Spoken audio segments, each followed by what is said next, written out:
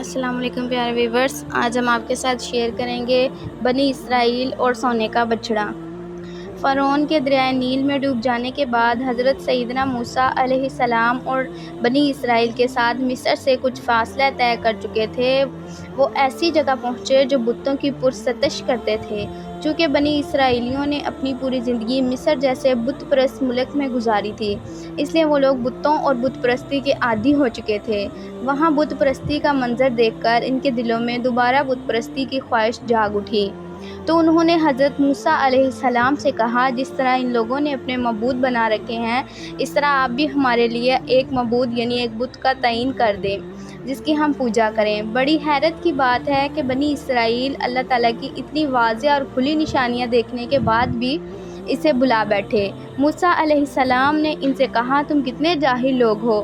یہ بت پرست لوگ جس کام میں لگے ہوئے ہیں یہ برباد کرنے والا کام ہے اور سب سے بیہودہ کام ہے۔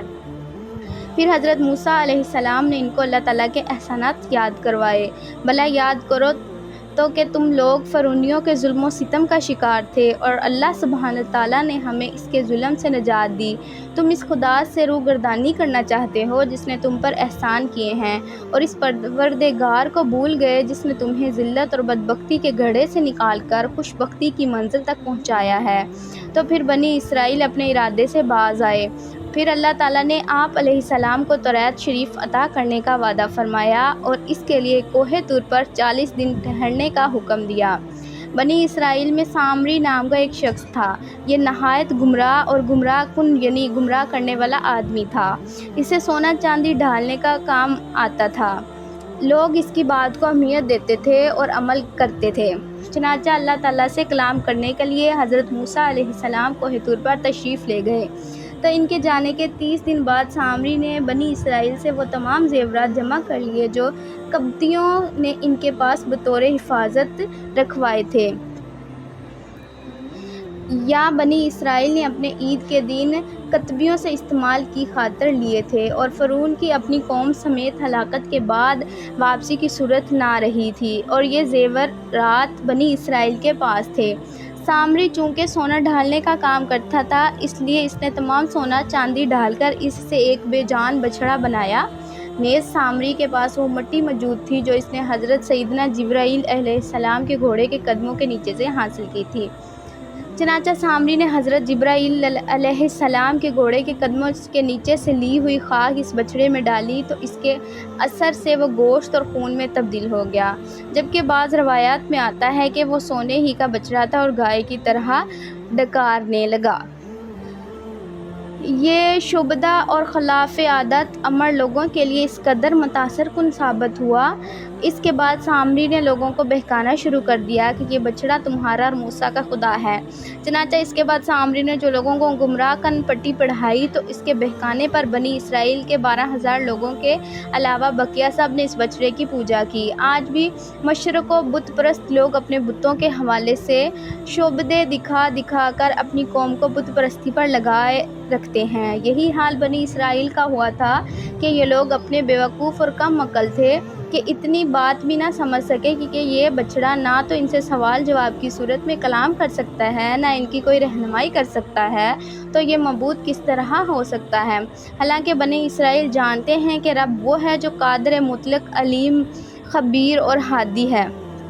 حضرت موسیٰ علیہ السلام کے بھائی حضرت ہارون علیہ السلام نے بنی اسرائیل سے کہا، اے میری قوم، تم اس بچڑے کے فطرے میں مبتلا ہو گئے ہو۔ تمہارا پروردگار رحمان ہے، یہ بچڑا تمہارا پروردگار نہیں، لہٰذا میری پیروی کرو اور میرا حکم مانو۔ حضرت ہارون علیہ السلام نے اپنی قوم کو سخت تنبیہ کی، مگر انہوں نے آپ علیہ السلام کی بات نہ مانی اور اپنے اس برے عمل پر قائم رہے۔ دوسری طرف حضرت موسیٰ علیہ السلام اپنے رب کی مناجات سے مشرف ہو کر کوہ طور سے اپنی قوم کی طرف واپس پلٹے، تو چونکہ اللہ تعالیٰ نے انہیں خبر دے دی تھی کہ سامری نے ان کی قوم کو گمراہ کر دیا ہے، اس لیے آپ علیہ السلام بہت زیادہ غم و غصے میں بھرے ہوئے تھے۔ آپ کا غصہ سامری اور اپنی قوم کے جاہلوں پر تھا۔ جنہوں نے بچڑے کی پوجا کی، کیونکہ اللہ تعالیٰ نے حضرت موسیٰ علیہ السلام کو پہلے سے بتا دیا تھا کہ انہیں سامری نے گمراہ کیا ہے۔ حضرت موسیٰ علیہ السلام نے اپنی قوم سے فرمایا، تم نے میرے بعد کتنا برا کام کیا ہے، بچڑے کو معبود بنا لیا اور بقیہ لوگوں نے روکنے میں پوری کوشش نہ کی۔ تم لوگوں نے جلد بازی کی اور حکمت خداوندی آنے کا بھی انتظار نہیں کیا جو میں لینے گیا تھا۔